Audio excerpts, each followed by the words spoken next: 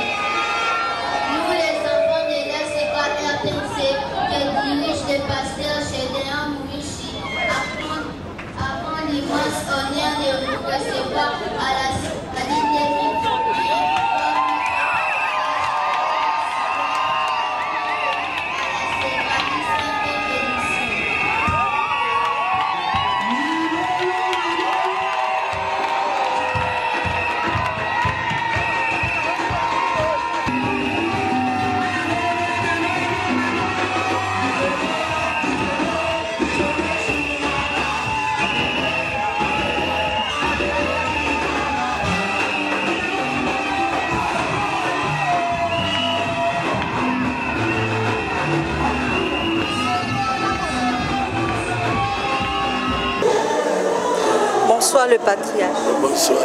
Papa, premièrement, tu as impression par rapport à ce gradi 2021. Yo moniango ndengeni. Si oya kanayo mais il y a tout remoniango. On a coloba que chaque année innovation ezali chaque année il y a d'abord augmentation il y a bateau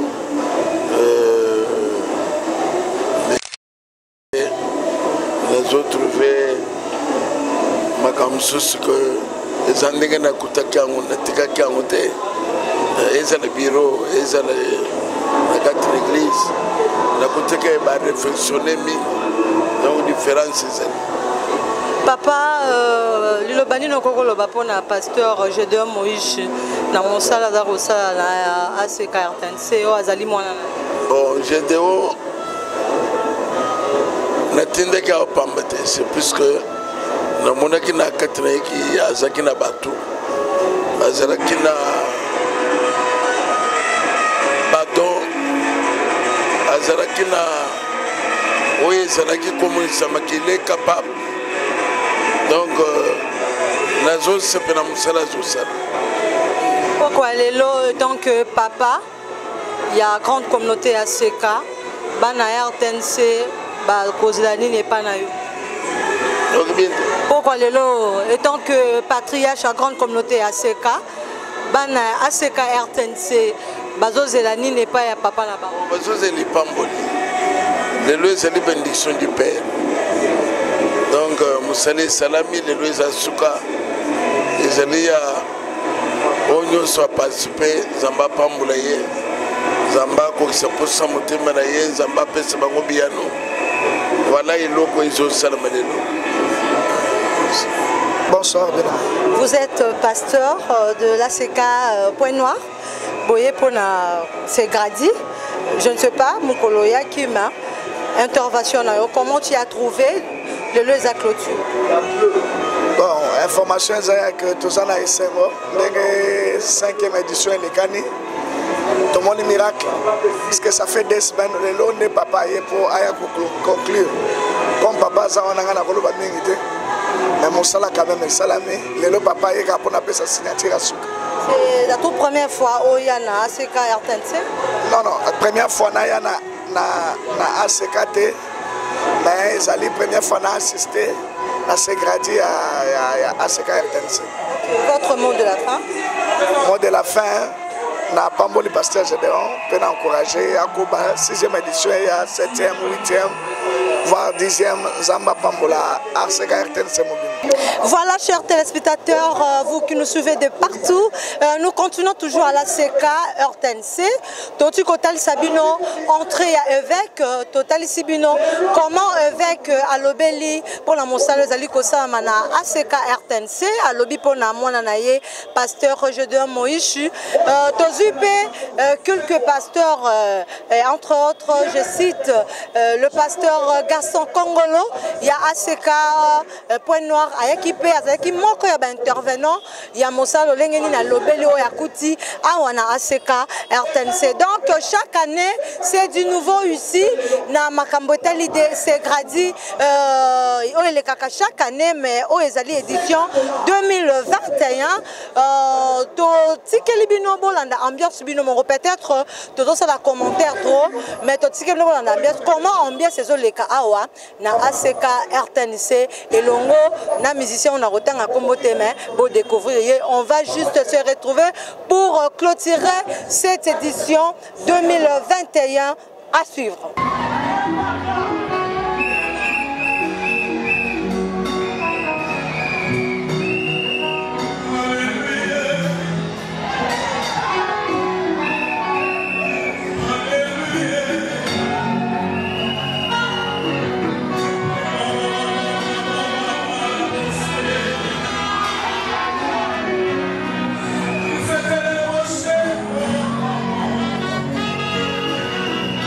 Celui qui parle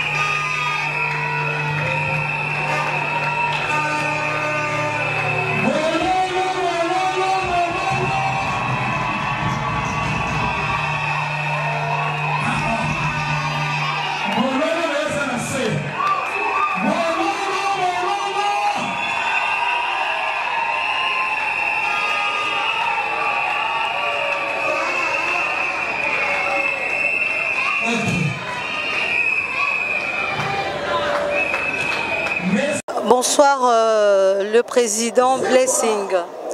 Bonsoir, Maman Nati. Merci beaucoup pour la question. On a toujours dit qu'on ne change pas l'équipe qui gagne.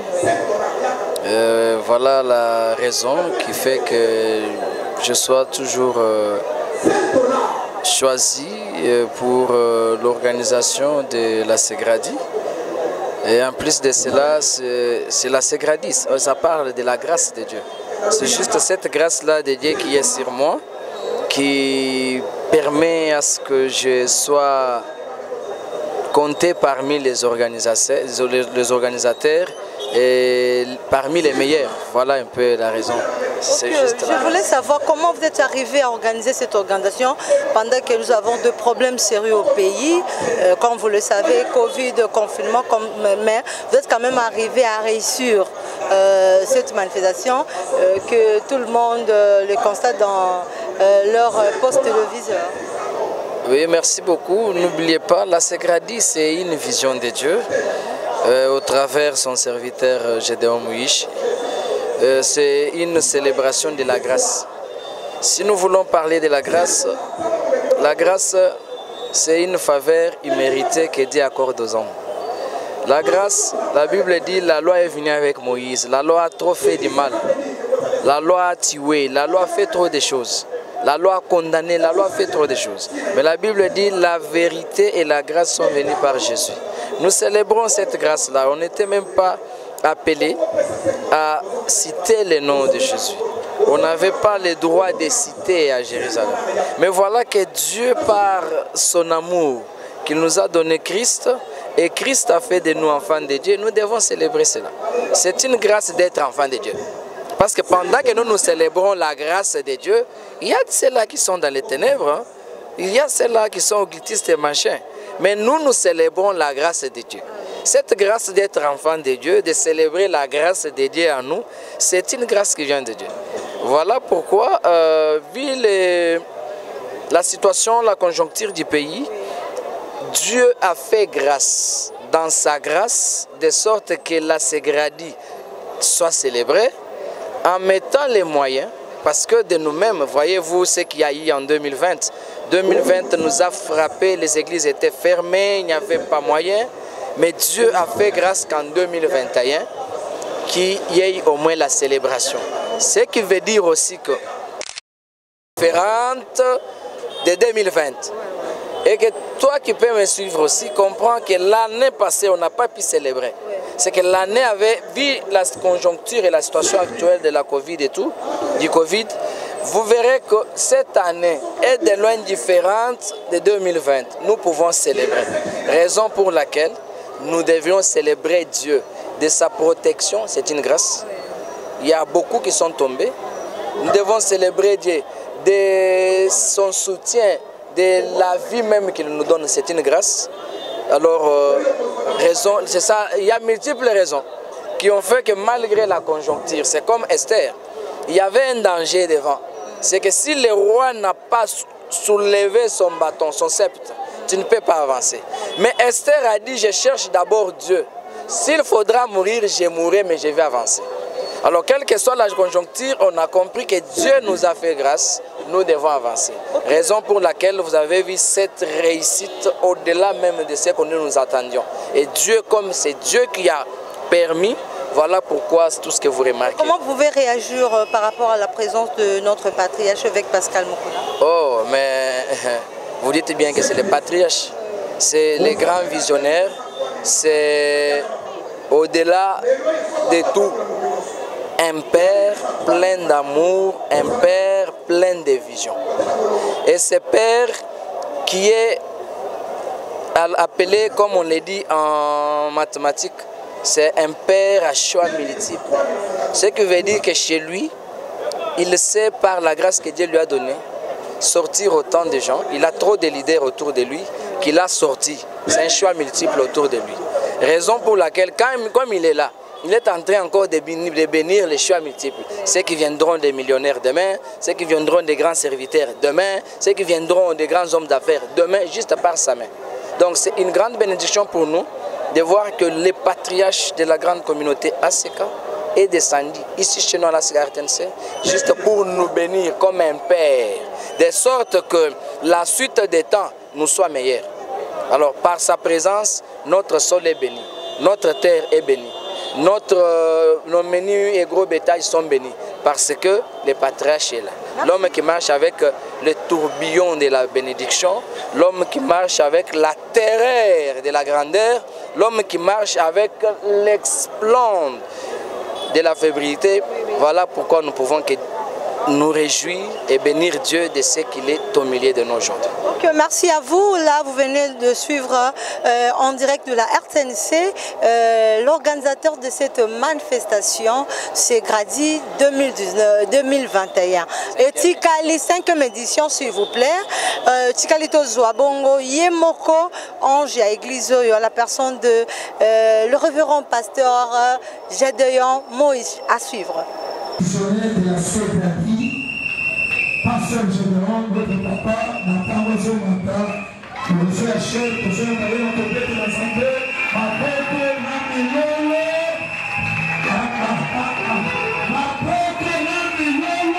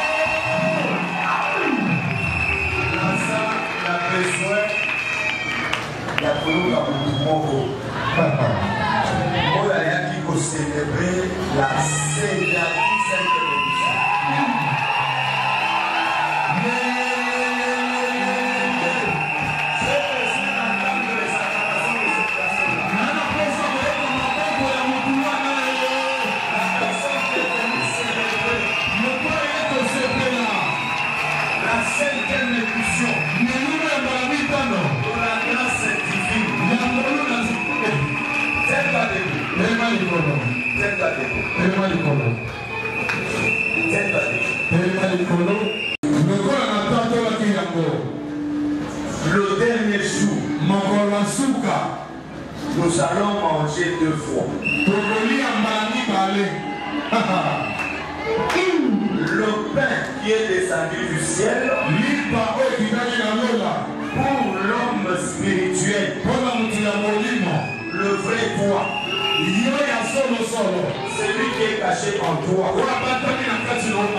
il va bientôt manger.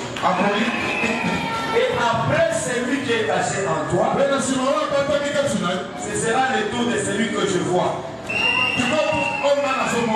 Ça dit il faut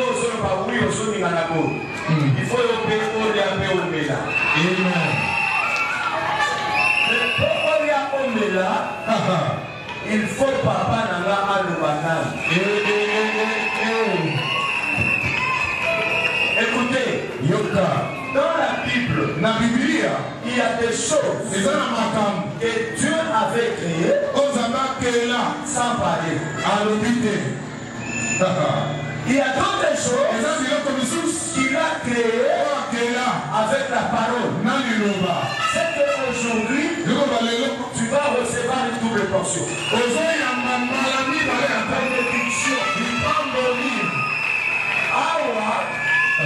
Papa auti kopambola yo alobi te.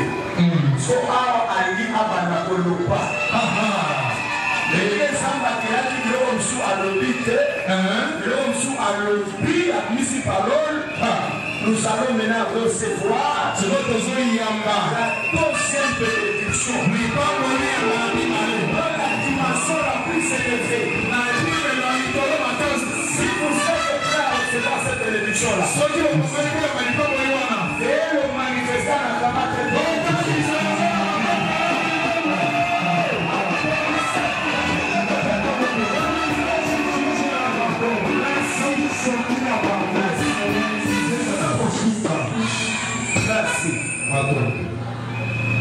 Mwana afongolaki. Ce que faut papa salami. Le premier dimanche à Segradi, c'était le fils qui avait offert. Le dernier dimanche de la Segradi, c'est le père qui vient pour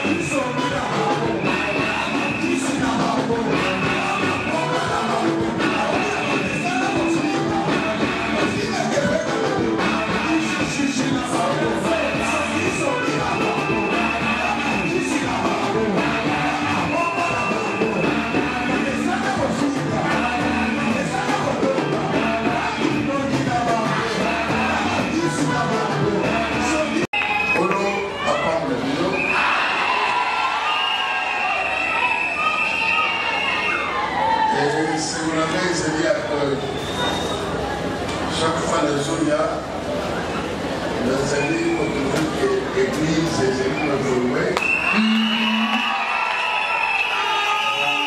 La mission à la part de la française Gémeaux. Amen. Je vais prendre. Nous allons dans le temps de la Genèse 49. Abutane biso premier verset deuxième après sauter bataille verset 28.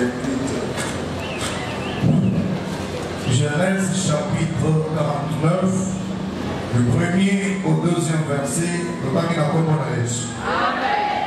Jacob appela ses fils et dit: assemblez-vous et je vous annoncerai ce qui vous arrivera dans la suite des temps. Rassemblez-vous et écoutez, fils de Jacob. Écoutez, Israël, votre père. Verset 28. Ce sont là tous ceux qui forment les 12 tribus d'Israël. Et c'est là ce que leur dit leur père en les bénissant. Il les bénit chacun selon sa bénédiction. Amen.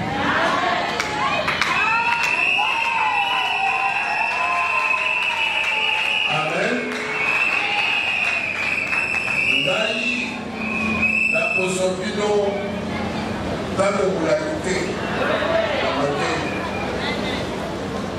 ce qui n'a pas de popularité, le bon c'est que la scène est minutes. Matin, nous, vas-y, Awa, l'allié pour Pambola.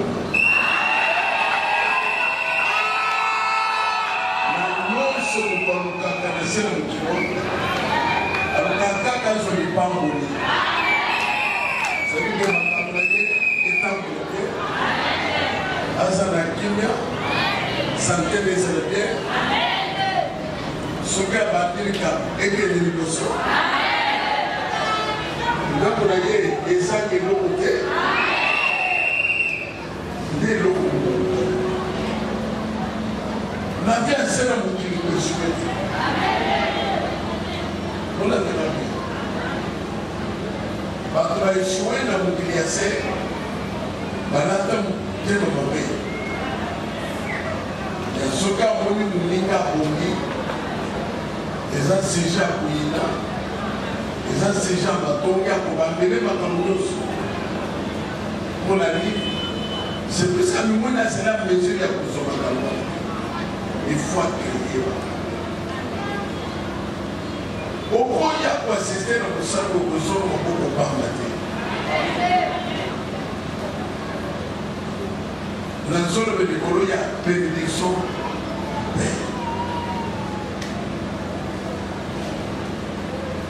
Madame, nous sommes les de ça. Ils étaient à papa, mon comme les Jacob, à Zakina Bata. Mais là, la monnaie a changé pour y avancer. a trouvé que dans le Kotika, il n'y a pas papa. Il n'y a pas de laissement. Il n'y a pas de la il y a au moni machin, vous savez, c'est là qu'à faire papa camarade, et c'est mis à la guerre papa camarade, ce n'est pas une vie. Mais la main dans son tour, c'est le cas qu'il y a beaucoup de son tour. La zone il n'a pas de tout. Zamé ne soit pas pour les messages. Ça va pas pour les filles.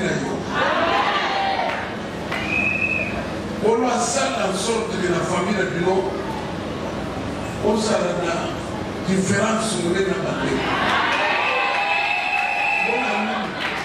Puisqu'on peut aller dans le pas pour la cabane.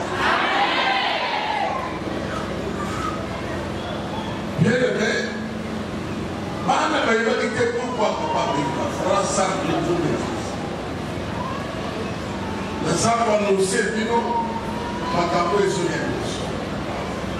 Maman, oui, pour ça, mon bon côté, c'est que n'a pas de sécurité. Le niveau bandé n'a pas voulu pour souvent ma femme. Vieux pour qu'à la tête, c'est la bande. Plus c'est le gars qui est là, pour qu'il y ait le primat, qui est là, pour faire la famille, pour l'envoyer. Bible n'a pas compté. Le nom de son livre, quelque chose de changé. L'église a pas volé ses yaoutis. En ce cas, elle est la parmi l'église.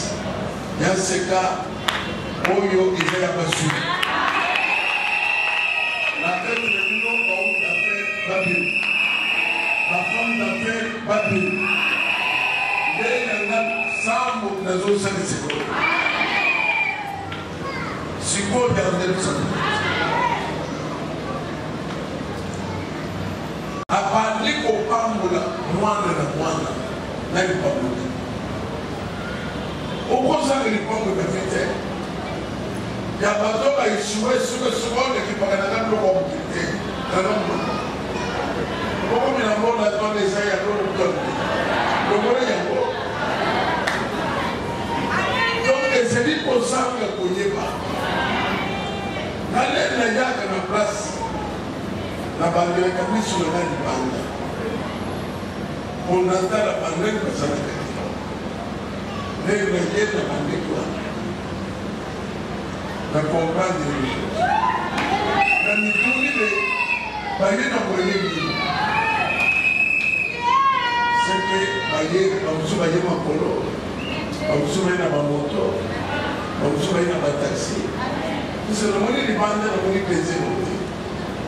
Dès que vous faites un peu de boulot, il faut que vous ayez un peu de mal.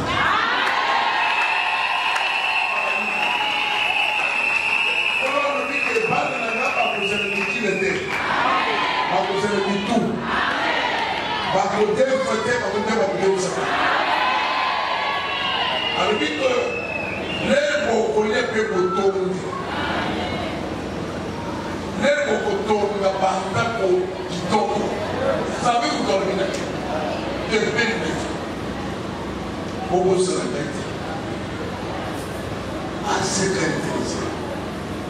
La ligne de la prière sur la convention la plus vite capable.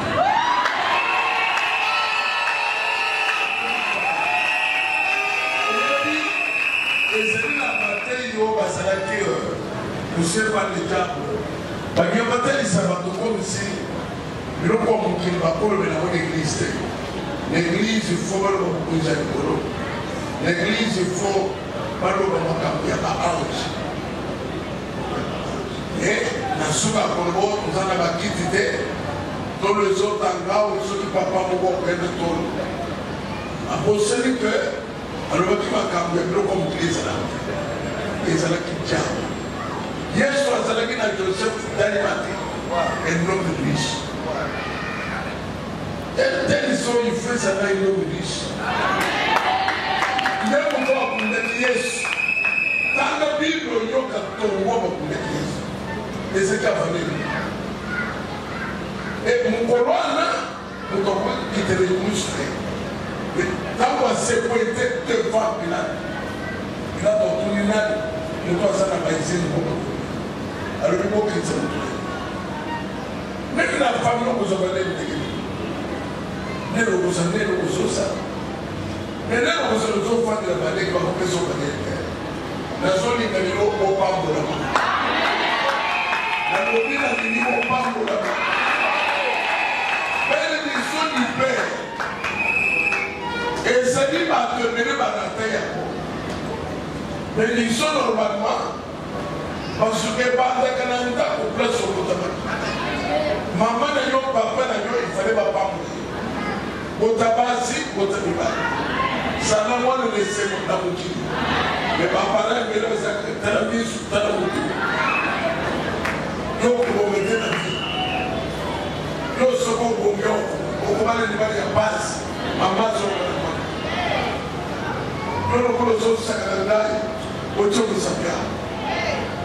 c'est comme ça que les gens connu la les lois sont là.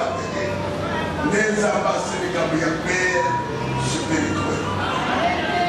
Dans les accords que vous Afrique, les électeurs de sa mon ami, papa Nabino a sa caméra de Nabino.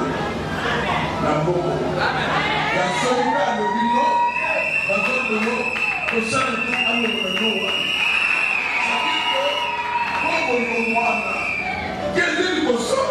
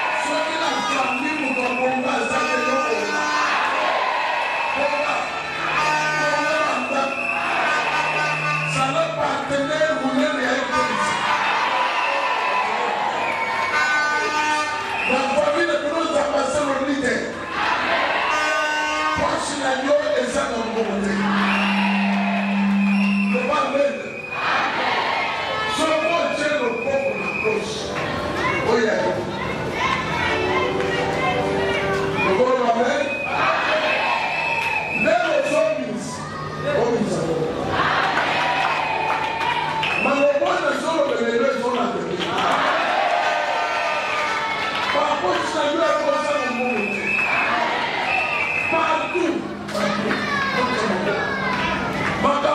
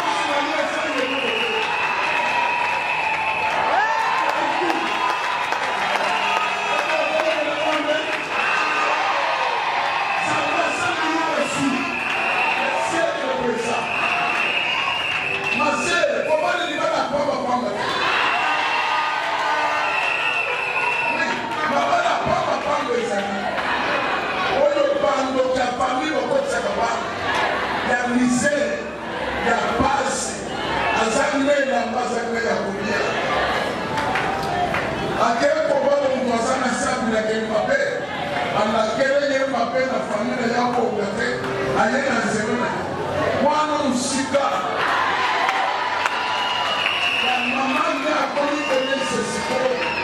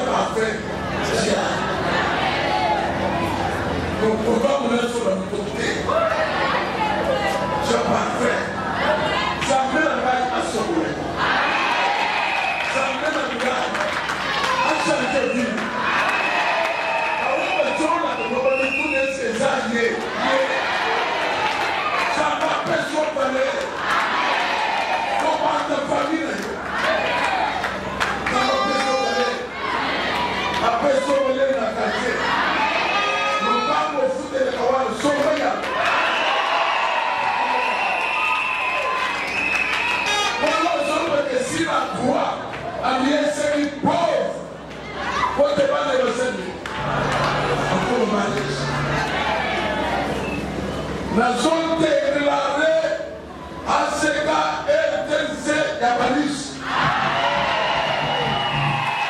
On a parlé de la Cameroun en 2009. Ce qui pour moi, c'est que la liste va tomber sur le ministère de Toumbama. La famille de Biloma doit vous faire la part de l'eau pour vous faire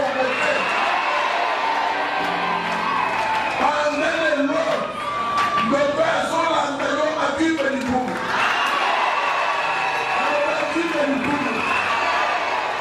Et la zone dit que l'eau pour faire mon corps pour faire. Nous sommes là. Alors dit, nous sommes là. Qui s'attend au point qu'il a une seconde qui s'en dit.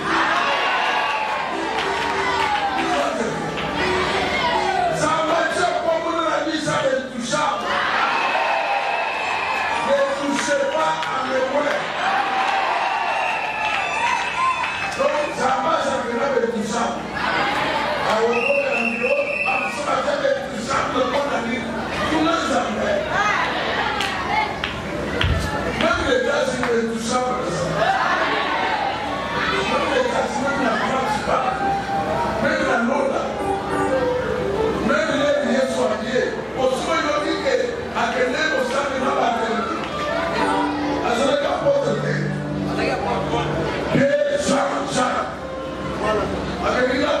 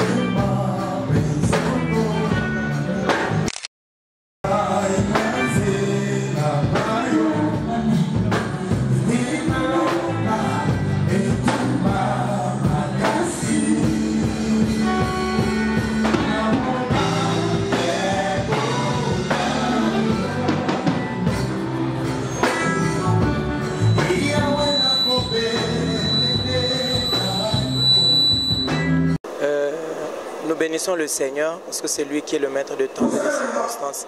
Il a permis que nous soyons invités la première fois à l'ACK RTNC. Oui.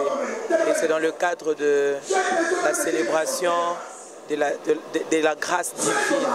C'est Gradi en sigle. Oui. Nous sommes heureux de voir comment ça se déroule et surtout que c'est le dernier jour. Bénéficier de la bénédiction. Ça fait 14 jours que le peuple de Dieu était là et nous sommes parmi les ouvriers de la dernière heure qui bénéficient de cette bénédiction de la célébration. Vous avez trouvé la CKR, monsieur le pasteur Joseph? La joie était au rendez-vous, sauf que je n'ai pas compris le programme. Juste ça, mais en tout cas, c'est une réunion des enfants de Dieu. On ne peut que se réjouir ensemble avec tous les enfants de Dieu. Au fait, j'ai trouvé cette édition très exceptionnelle. Quel est son serviteur. Et aujourd'hui, c'est la clôture. Nous constatons la présence du chef spirituel de la communauté ACK. Et nous osons croire que ceux qui ont assisté vivront effectivement la grâce divine. Par rapport à ces Gradi édition 2005, moi je trouve que ça c'est bien 2021 et c'est ça 2021.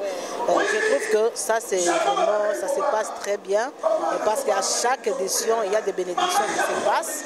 Moi je suis une témoignage par rapport à ces Gradi. J'avais une fille parce que je ne votais pas, je ne m'étais pas enceinte. Alors par rapport à ces Gradi, et Dieu m'a béni, j'avais eu une fille par rapport à ça. Sinon j'ai béni tout le monde par rapport à ça. Bonsoir pasteur. Bonsoir. Enfin, comme il y a ce Gradi, nous avons chaque année. Premièrement, question impression na yo. Pour Namokolo Lelo, d'abord, Nazali ko remercier Nkolo Jésus-Christ parce que c'est lui l'homme de la grâce. Selon qu'il est écrit dans l'évangile selon Jean que la loi a été donnée par Moïse, la grâce et la vérité sont venues par Jésus-Christ. Grâce à Christ que nous avons pu célébrer la 5e édition de notre activité évangélique phare de chaque année, c'est Gradi. Deuxièmement, je remercie pour le micro, au Pessingaï, opportunité à s'adresser à Batunios Tubazolanda Bisso. Les Loezala qui clôture, il y a 5e édition, il y a C Gradi. Ça a été une réussite. Binomoro Zala qui présent. esalemi na dimension oyo même ngai moko nazali kosatendre nango te nakomisi nzambe.